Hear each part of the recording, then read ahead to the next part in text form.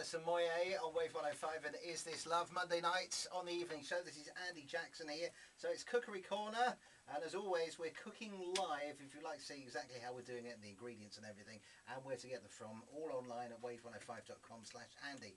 But regular contributor to Cookery Corner, actually he's here every week because he puts the whole thing together for us. Ian from Sunnyfields is here. Good evening, Ian. Good evening, Andy. So you've brought another couple of people in with you this week. Yeah, I've not even got my chef whites on tonight. Yeah, actually, I did notice that. As you know, I'm a farmer really, not a chef, but I've got two fantastic ladies to my left here. So we had Lee last week with his rifle and the venison, and we've got some delicate Hampshire dishes this evening. So we've got Davina Tibbets, good evening. Good evening, Andy. And we've also got Alex Hanford from Hampshire Farmers Markets. Good evening to you. Good evening, Andy. So so on the menu tonight, I'm just amazed that we do this every week.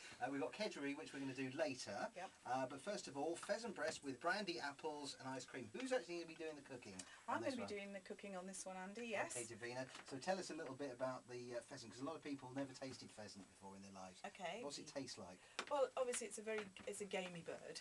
And the nice thing about pheasant is that it really is quite different in that, you know, it's a change from, you know, we've got Christmas coming up, Andy, you know, and turkey and all that, and maybe there are people out there who's just going to be cooking for two, so, you know, pheasant's ideal. The pheasant I'm using this evening is from Blackmore Game, who are in mid-Hampshire.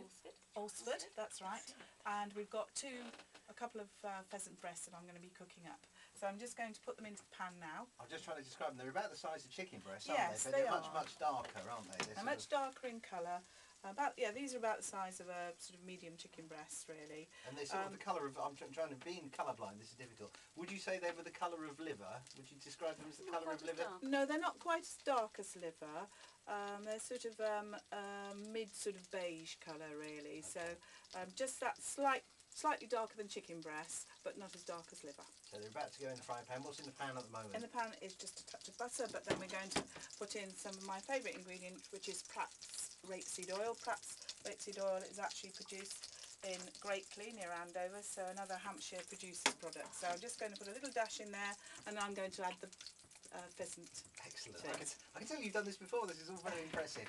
So we're just waiting for that psh sound of the pheasant to go in. Okay, there we go. I've got a question. Go on then. How old were those pheasant breasts be? When would they have been shot? Have they been hung for a long time? No, not an awful long time. They would have been shot midweek last week.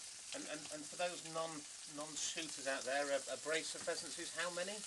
Two pheasants. And am I right in thinking it's always a boy and a girl pheasant in a brace? They do. Absolutely. Why is that? Is there any reason for that, or is it just the way they come out? Well, I think it's just... Not being a game expert, but I would say it's probably because it looks very attractive that way. Oh, okay, fair enough. So when you just go down to the breast, though, you can't tell what's what under that. Absolutely. So how long are those going to need to fry for? Just about sort of a couple of minutes or so either side, and then I'm going to take them out and put them on the plate, and then I'm going to add some more magic ingredients. Okay, so we'll talk about those magic ingredients in just a second. We'll leave those frying off. We'll have a little bit of music now with Texas. Here's Halo on Wave 105.